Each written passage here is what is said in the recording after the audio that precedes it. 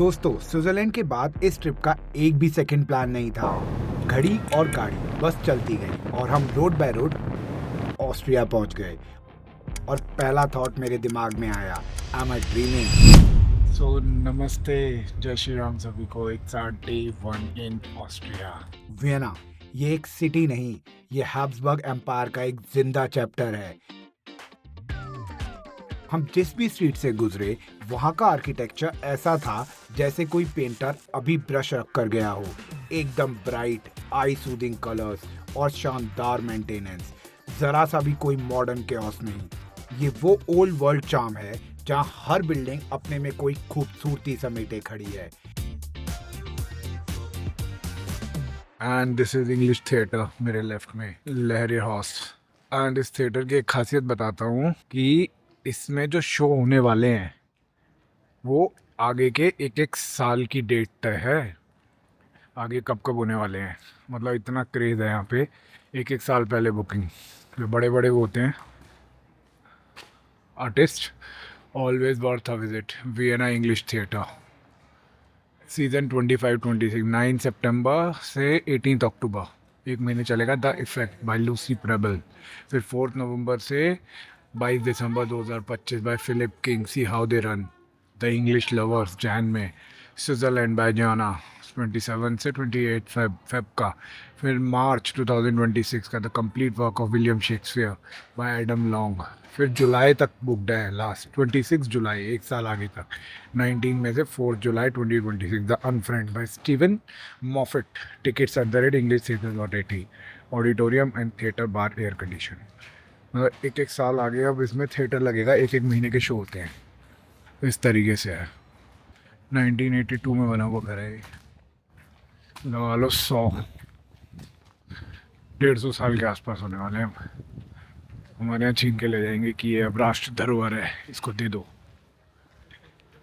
क्यों मांगेंगे ना, राष्ट्र धरोहर है दे दो। और यहाँ पर कोई होटल चला रहा है, कोई कुछ कर रहा है। फुल फन डेमोक्रेसी ओरिजिनल वाली। यहाँ की हवा में ना एक स्लो रिलैक्स्ड एनर्जी है। वियना को सिटी ऑफ म्यूजिक ऐसे ही नहीं कहते। आपको हर कोने में एक कल्चरल वाइब्रेशन फील होगी। लोकल्स की लाइफ की पेस बहुत रिलैक्स लगती है, बिना किसी भाग दौड़ के।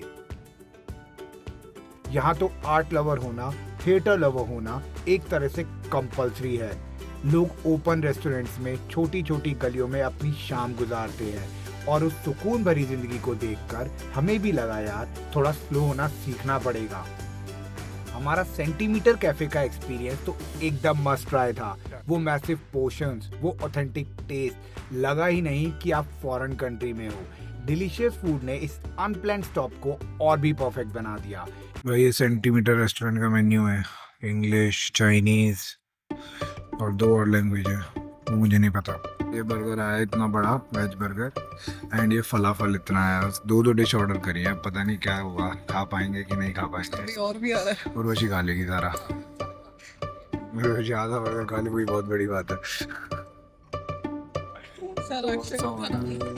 अरे इतना सारा खाना आ गया। 1 बर्गर, 2 बर्गर, 3 बर्गर, ये फलाफल। अभी और कुछ भी पेंडिंग है? हाँ, गार्लिक सूप और पेंडिंग है अभी तो भाई, लगेगी वाट। सेंटीमीटर पे पेट पूजा डन हो चुकी है, किलोमीटर में अभी तो ऑस्ट्रिया से निकलने का समय आ चुका है। ये गाड़ी देनी है हमें वापस हर्ट्स पे। फिर उसके बाद देखते हैं आगे हम बुदापेस्ट गाड़ी से जाएंगे।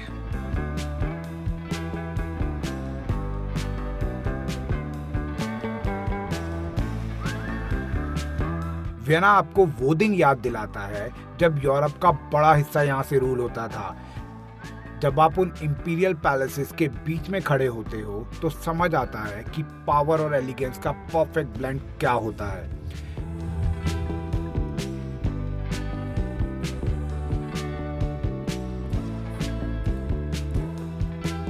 वियना को गुड बाय कहकर हमारा नेक्स्ट डेस्टिनेशन था बुदापेस्ट। और इस 3-4 घंटे की ड्राइव के लिए फिर से कार रेंट करी। हम जा रहे थे ईस्ट यूरोपियन चार्म की तरफ। तो हम लोग अब आ चुके हैं हार्ट्स वियना। नीचे देखो मेरे हार्ट्स का हुआ है। एंड यहाँ पर हमने ये निशान रिटर्न कर दिया है। अब हमारा आगे का सफ़र शुरू होगा बुदापेस्ट का। तो हम लोग सोच रहे हैं अब गाड़ी लें कि ट्रेन से जाएं। क्योंकि अब चिल करना है। रोड ट्रिप भी कर लिया बहुत अच्छी, कम से कम 2500-3000 किलोमीटर हो चुके हैं यूरोप में गाड़ी चलाते हुए। देखते हैं आगे का सफ़र कैसे करना है।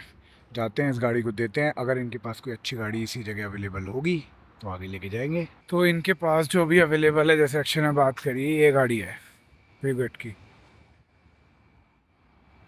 अब इसमें हमारा सामान आएगा नहीं आएगा ये भी चैलेंज है। सामान तो हम सेट कर ही देंगे, और यहाँ पे रेट्स इतने कम है, ये हमें दे रहा है कम, क्या जाना भी बहुत पास में ही है। ये गाड़ी अवेलेबल है इसके पास। चलो इस बार फ्रीगेट चला के देखते हैं कैसी है।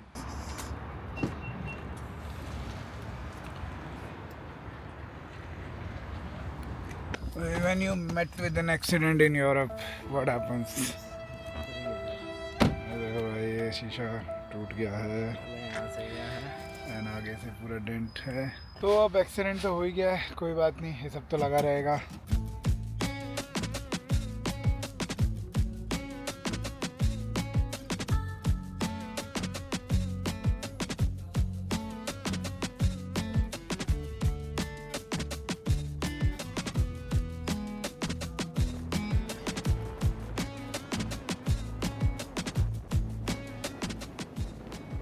एक्सीडेंट के उस झटके के बाद जब हम रात को बुदापेस्ट में एंटर हुए तो ऐसा लगा जैसे शहर ने खुद हमें कंफर्ट दिया।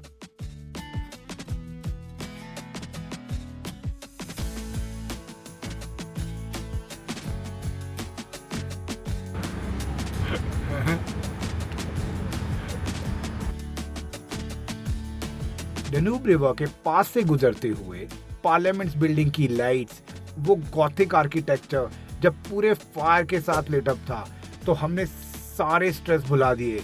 बुदापेस्ट का ये नाइट व्यू, इसकी हिस्ट्री और इसका ग्लैमर एक साथ दिखाता है। हमारा होटल क्लासी, अमेजिंग एमिनिटीज के साथ। नाइट लाइफ यहाँ ऑस्ट्रिया से काफी एक्टिव है।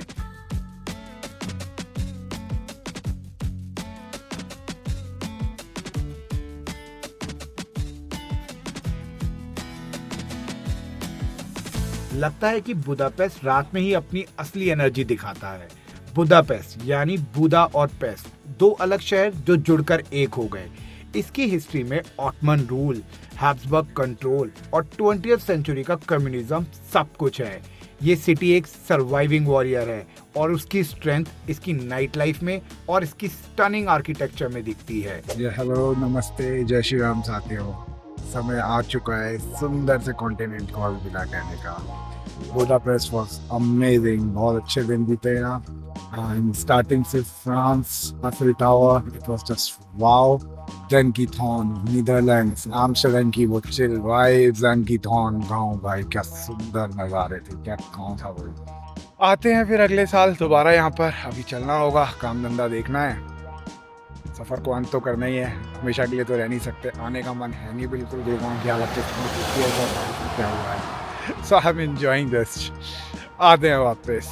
जय श्री राम साथियों। ये ट्रिप बताती है कि best moments are never planned. तो अब ये व्लॉग यहीं रुकता है। ट्रैवल करते रहो, एडवेंचरस रहो हमेशा, और सबसे जरूरी always come back home safe. जय श्री राम साथियों।